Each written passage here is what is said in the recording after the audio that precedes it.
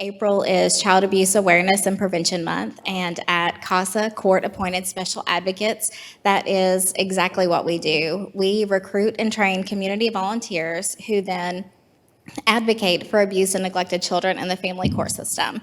And that is an extreme need here in our community. Over the last few years, we've seen some changes. We've grown a little bit. We've come a little bit further in this effort in the state of Kentucky, but in Daviess County, we've actually gotten worse in a lot of ways. We have more children in foster care. We have more children involved in the family court system.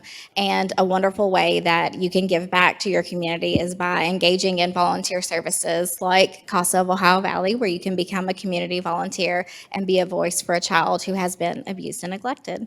So I know I want to keep it brief tonight. You all have a wonderful agenda to go over, but I did want to share that with you as an opportunity, and I thank you so much for the opportunity to do that. How does if somebody wants to be a court-appointed special advocate for children, how do they go about that?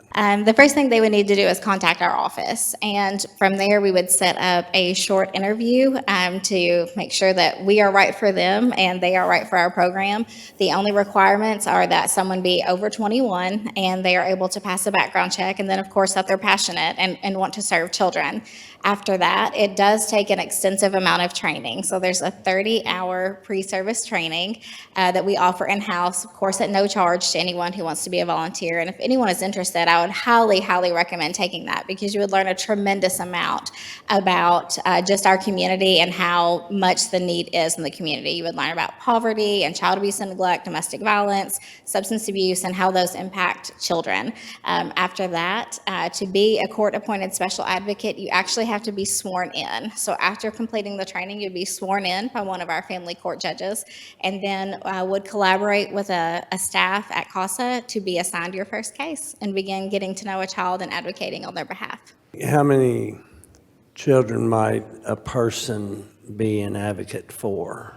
That's one of the wonderful things about CASA, and that's really unique about our role, is that our volunteer advocates have the opportunity to focus on the children that they serve. They are only ever assigned 1 or 2 cases in a situation where they might be really passionate and have the time to contribute to that.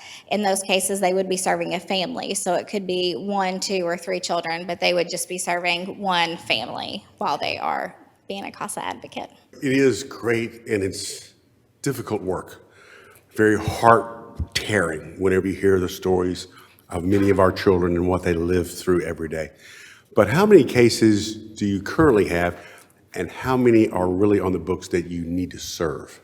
Right now, CASA is serving 123 kids a year, at any given time, about 80 children.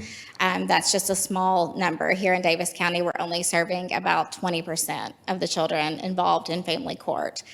We have a waiting list of children who need a volunteer. Their case has already been assigned to CASA. We have about 15 cases on our waiting list that are waiting for a volunteer. We do have a training that just started this week. It started on Tuesday. We're training 7 new volunteers, but even with those numbers, you see it doesn't add up. There'll still be some on the waiting list and more coming in.